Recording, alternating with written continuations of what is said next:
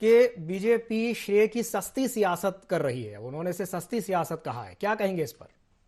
हमारे वरिष्ठ नेता बृजमोहन अग्रवाल जी ने भी आपको स्पष्ट कहा आपके चैनल के माध्यम से जी कि 58% जो आरक्षण है वो भारतीय जनता पार्टी की सरकार में 12 साल लागू रहा जी और लगातार उस आरक्षण के बेस पे वहाँ पे लाखों नौकरियों में भर्तियां हुई।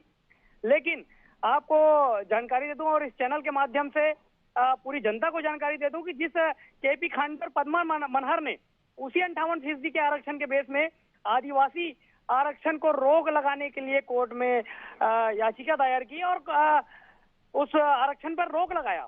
आज जी केपी खांडे जी को इस सरकार ने इनाम देते हुए आयोग का अध्यक्ष बनाया है। दूसरी बात, जो आलोक शुक्ला जी थे उन्होंने पिछड़ा कांग्रेस की ओर से ही उन्होंने पिछड़ा वर्ग के लिए जो आरक्षण था उस पे स्टे लगाया।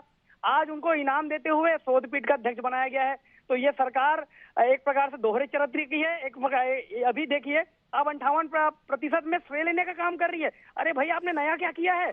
58% आरक्षण जो है हमारी भारतीय जनता पार्टी के 15 साल के सरकार में 12 साल तक चली और उसके बेस पे लाखों नौकरियां मिला है युवाओं को। और आज आप उसमें श्रेय लेने का काम कर रहे हैं, जिससे बल्कि आपके ही जो नेता हैं उन्होंने इस आरक्षण को लटकाया था, इसमें स्टे करवाया था और उन्हें इनाम स्वरूप आपने आयोग का अध्यक्ष और शोधपीठ में बैठा के रखा है।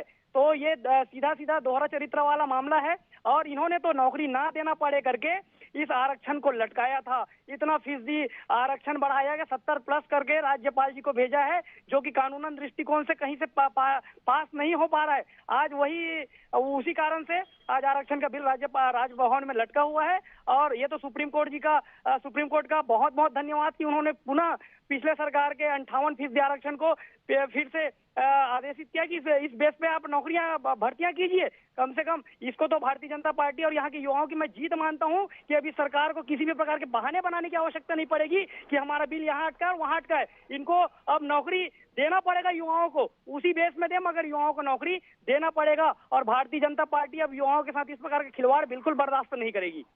कल ननकीराम कंवर जी छोड़ के चले गए इनको, कल ही सुप्रीम कोर्ट से यह आदेश आ गया। नाम तो थोड़ा ठीक से ले लीजिए। कौन आपके ननकीराम पास है, कंवर कौन छोड़ के आपके नहीं पास है, गए। यही तो बता दीजिए ठीक से। ये वहां पर आप किसी का भी वरिष्ठ नेता होगा, हमारे भारतीय जनता पार्टी के नेता का अपमान ना कीजिए, ज्यादा अच्छा होगा।